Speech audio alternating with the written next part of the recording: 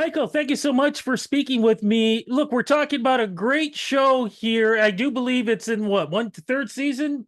Correct me if I'm Third wrong. season. Third That's right. This is season. our third season. And the only way I could get a hold of you is to stop you from driving wherever you're going to get you to pull over to talk to you Yes. about season three. Where are you right now? I just jumped off the highway going from one client to the next, and I thought I could make it, but I got hit by traffic. Silly me. That's okay. I appreciate the fact that you're doing this interview with me. And people are going, season three of what? We're talking season three of one of the biggest shows, talking about the tiniest things. What's season three called, and what's it about, sir? We're doing season three. I'm so proud to be a part of it. Best in Miniature, where we have miniaturists from around the globe who've come together to build their dream house in front of us, one room at a time, one episode at a time. And each episode, we actually vote somebody off, unfortunately, until we have the winner who becomes Best in Miniature. Now, I have watched this and I am amazed at some of the things that you see. Talk about what some of the most impressive things that you've seen in season one and season two, whether it be the structure or some of the little details that somebody may have put together, whether it be a couch or a picture Yes. or something that is like itty bitty, itty bitty. Um, I'm amazed all the time. 3 seasons and I'm still amazed. And my mouth drops. My mouth drops at even what they attempt. I'm like, why would you try this in the time that we give them? Because they have like 8 or 10 hours per challenge. So it's incredible that they would try such detail. But we've seen glass blowing, we've seen pottery, we've seen food made out of wood, just incredible stuff hand sewn, making bed linens and so on and so forth. Things that should take days happen in hours and minutes. So incredible. Electronics, lights turning on, TVs turning on, effects from outside windows, waterfalls. I mean, working taps. We see it all. It's incredible. As a judge, what do you look for? Well, I'm the resident interior designer, so my perspective is as the designer. Emma, who's the other judge, she's a miniaturist, so her perspective is really the quality of building, what's on par. For me, I'm looking for room compositions. How believable is it? Color coordinations, just a lot of design things. This has to be executed on with a sense of realism. You're designing a space for real life, but just at 1/12 the scale. So can somebody move through the room? Is it comfortable? Is it inviting? Did you really take in consideration the architecture, which is design? So I approach it like it's a real interior design project.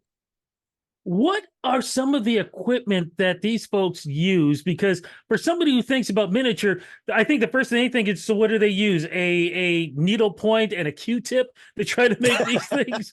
Because those are the only tiny things I can think of. Yeah, you know, it's really cool. They do have a lot of miniature tools that we use. So there's actually miniature sewing machines and like little table saws and equipment, a lot of glue guns, obviously magnifying glasses. You see a lot, they have magnifying, but it's a lot of tweezer work. It's a lot of fine with exacto knives. And yeah, I would think tweezers and little pliers are probably the best. But you know what's unfortunate? During the competition, we don't get to watch Emma and I. We actually don't get to see them work. We're Mhm. sequestered because it's hands off. So we'll launch a challenge. We'll give them the criteria for that particular challenge, and then they kick us out. So we're in the back somewhere, and then we get to visit them halfway through and see the progress. So for me, it's exciting to see the show when it airs because I get to see all the details and how it came together that I've never seen before while it's on actually on TV. You mentioned about some of the things that have impressed you, but what is it? And you just sort of talked about it now. But like I said, I've seen these things. Some people might think, oh, is it like looking at a doll house? No. And I think you'll No. agree with me on this. It's almost like seeing your own home and somebody actually got a ray gun, miniaturized So it, and that's it, yes. because that's how good the details are.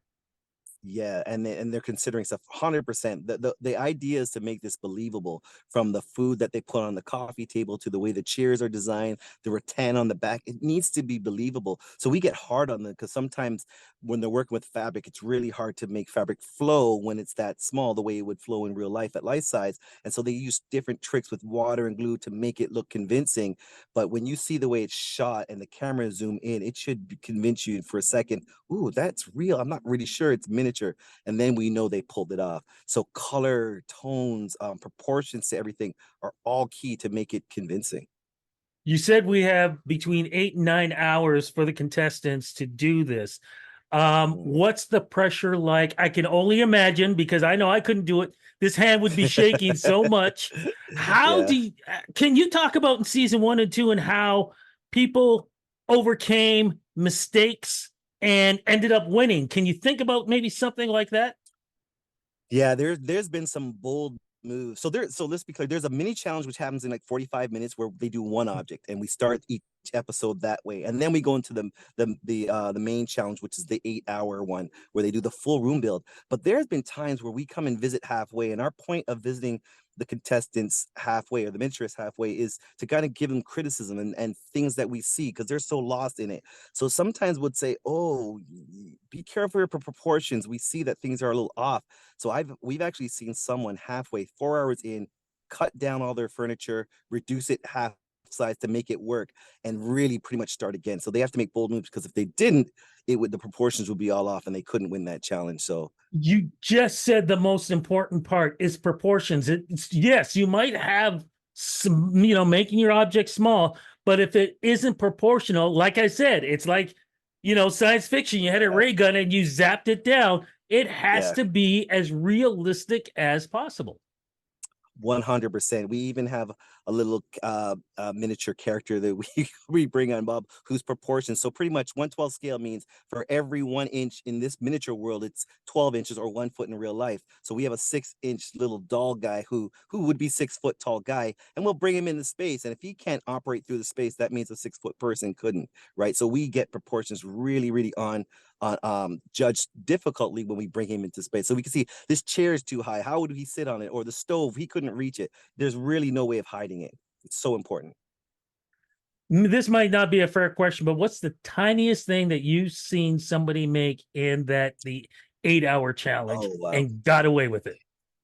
Yeah, yes. During the mini challenges, those 45-minute ones, they do crazy Okay. stuff. So like food, we seen someone do a mouse like with those whiskers and the eyes. We're like, why would you even attempt that? Or they do books with little writing. So some tiny stuff, but most of the time it's the food, how realistic it is, and berries like a strawberry at miniature. It's tiny. Yeah. What can we expect in season 3? What are we going to be looking at? So don't give us Right. everything, but a few little No. surprises, little nuggets. Listen to me, little What's nuggets.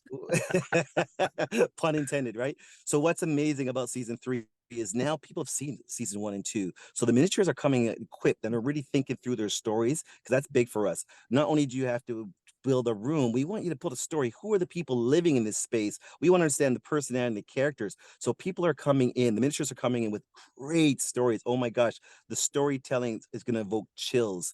The imagination is crazy. We have stuff from the future. So we have people actually building stuff in the future. We have stuff from the past. What's amazing about this show, and not to be cliche, is how diverse it is. There are no two homes the same. There are no two miniatures the same. The stories are so individual. So even judging is difficult because when you look from one to another and they have same criteria, well, if someone's doing something from the future and someone's doing something from the past, they don't look anything alike. How do you do that? So excited.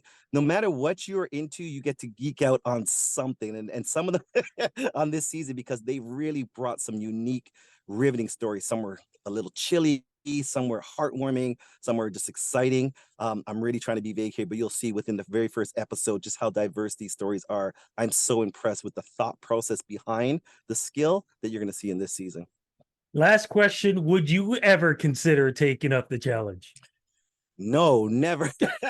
I've been inspired, and I've tried it at home. And I say, no way. I tried doing some plants and stuff like that, and under timing, no way. Not under that pressure, not at all.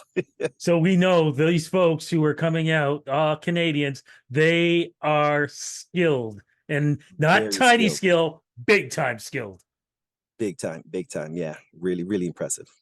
Cannot wait. Look, congratulations on season 3. Cannot wait to see it. You drive safe, my friend. Thank you. For all you people out there who are driving, remember, you pull over Pull to out have and a take. conversation, not drive and do it at the same time. You did the right thing, and you did the right thing too in becoming being a judge again for this third season. Looking forward to it. Have a great holiday, and like I said, cannot wait to see Thank season you. 3.